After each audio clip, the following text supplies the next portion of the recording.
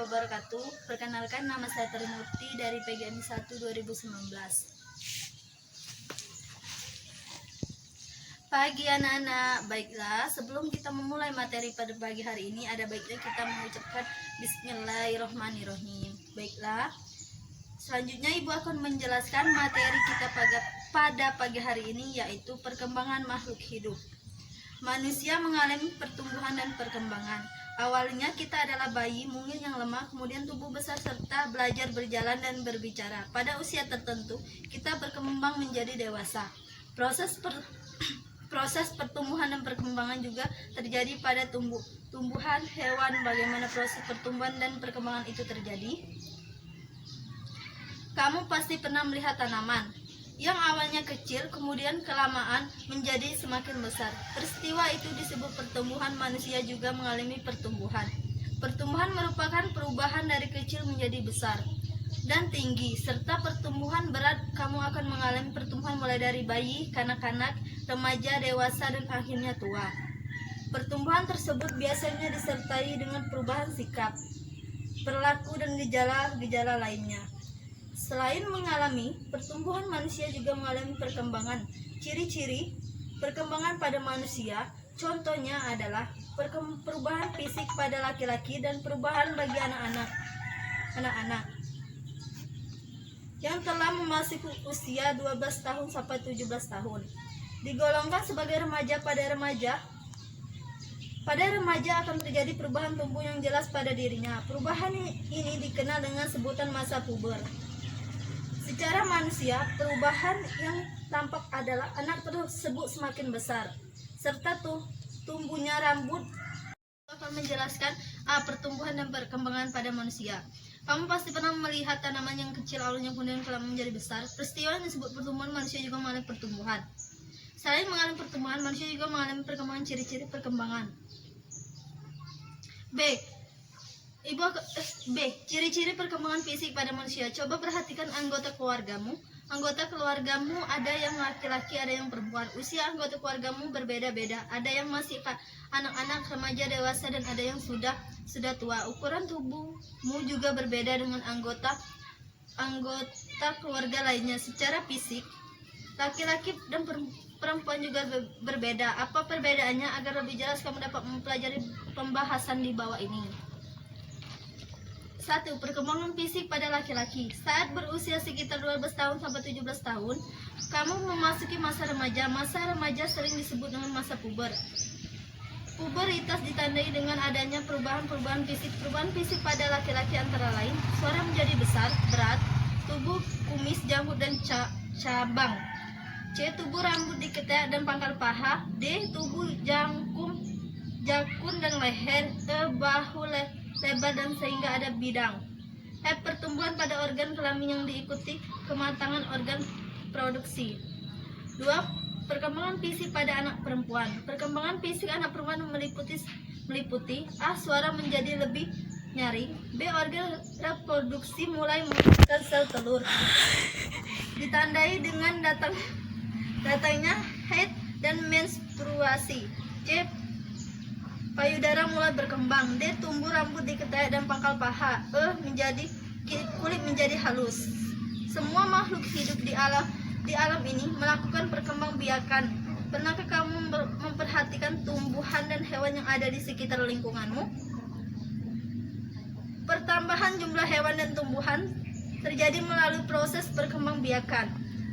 Berkembang biak adalah terbentuknya individu baru yang sama jenisnya dengan individu yang menghasilkan.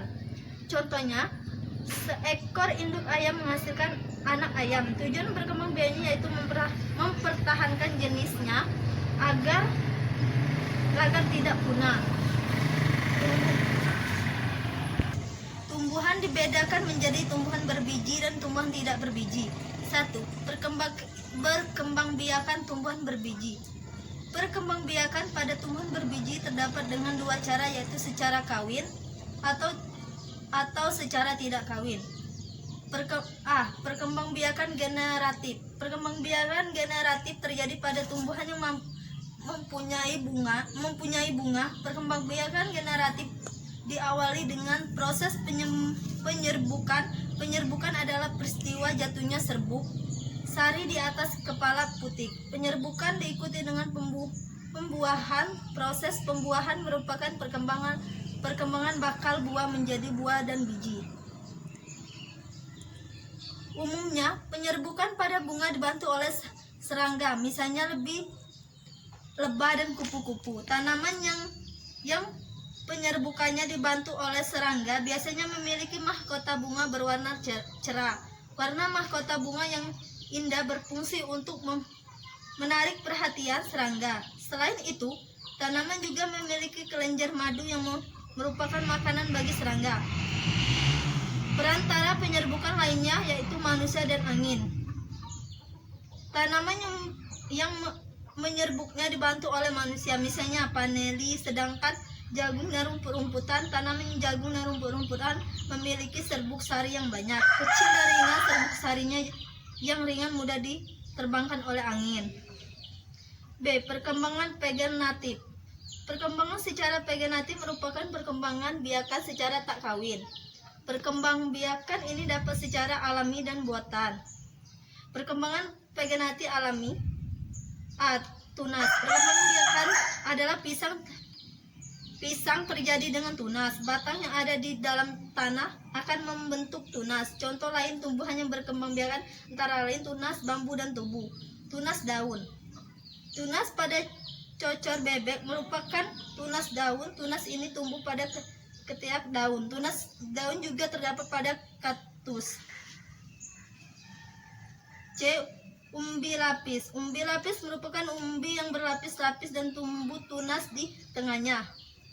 Umbi lapis baru yang berasal dari ketiak terluar akan tumbuh membentuk tunas. B. Umbi batang. Perkembangbiakan pada umbi batang misalnya terdapat pada kentang, ubi, dan jalar. Tunas dapat tumbuh dan beberapa 4 mata tunas. B. Umbi akar. Umbi akar merupakan bagian akar yang membesar karena berfungsi sebagai tempat cadangan makanan. Umbi akar dapat tidak mempunyai tunas yang tidak berbuku-buku. Tanaman yang berkembang baik dengan ubi akar misalnya wortel, dahlia, dan singkong. Akar tinggal. Perkembangan dengan akar tinggal mirip dengan tunas. Tunas pada akar tinggal merupakan batang yang tumbuh mendatar permukaan tanah. Ciri akar tinggal ada bentuknya mirip akar. Jeda pisah. Perkembangbiakan hewan. Perkembangbiakan hewan tak bertulang belakang. Hewan tak bertulang belakang disebut juga hewan invertebrata. Perkembangan hewan tak bertulang belakang dapat terjadi secara generatif dan vegetatif. Perkembangan secara tak kawin. Perkembangan secara vegetatif terjadi tanpa melalui proses perubahan. Perkembangbiakan vegetatif pada hewan invertebrata meliputi 1. Tunas, merupakan contoh hewan yang berkembang biak dengan bertunas. 2. Membela diri. Membela diri adalah proses pembentukan individu baru melalui proses pembelaan diri, pembelahan, dan menghasilkan 2 individu baru atau lebih. Contoh hewan yang berkembang biak dengan membela diri yaitu 3. Spora. Hewan yang berkembang biak dengan membentuk spora, contohnya Plasmodium. Berupa jenis Plasmodium dapat menyebabkan penyakit malaria. 4. Parthenogenesis. Sel telur tanpa proses pembuahan dapat tumbuh menjadi individu baru, contohnya pada lebah. Perkembangan secara kawin generatif. Perkembangan secara kawin pada hewan invertebrata meliputi 1. Anisogami. 2. Konjuksi. 2. Perkembangbiakan hewan bertulang belakang. Perkembangbiakan hewan bertulang belakang atau vertebrata terjadi melalui proses pelemburan sel kelamin. Pelemburan antara sel kelamin jantan dan betina disebut pembuahan. Pembuahan dapat terjadi melalui 2 cara meliputi 1. Pembuahan eksternal atau pembuahan di luar sel. Artinya pelemburan sel telur dan sel sperma terjadi di luar tubuh induk betina. Contohnya ikan dan katak. 2. Pembuahan internal atau pembuahan di dalam sel. Artinya pelemburan sel telur dan sperma terjadi dalam tubuh induknya. Contohnya mamalia, reptil, dan burung. Sel telur yang telah buahi disebut zigot. Zigot akan berkembang menjadi individu baru. Perkembangan generatif pada hewan vertebrata dapat terjadi secara ovar-vipar dan ovipipar. Perkembangan manusia. Perkembangan pada manusia terjadi secara generatif. Perkembangbiakan secara generatif yaitu terjadi pelemburan sel kelamin jantan dan sel kelamin betina. Sel kelamin jantan disebut sperma dan sel kelamin betina disebut ovum. 2 hari setelah pembuahan sel telur telah membelah menjadi 4 sel tersebut akan terus membelah hingga menjadi miliaran sel. Miliaran sel ini akan membentuk tubuh manusia. Bayi yang berusia 38 atau 40 minggu sudah siap untuk dilahirkan beberapa minggu sebelumnya. Ia berputar dalam rahim. Selama proses kelahiran, otot dinding rahim melalui konstruksi lapisan atau membran yang menyelubangi bayi pecah. Pada saat dilahirkan, tulang terongkok bayi lentur dan lunak. Hal ini yang menyebabkan bayi dapat terlahir dengan selamat. Tulang terongkok bayi memiliki celah berisi bahan yang lentur. Celah ini memungkinkan terongkok bayi sedikit mengerut. Pada saat dilahirkan, tulang terongkok akan membesar, kering, dan pertumbuhan ototnya sangat cepat.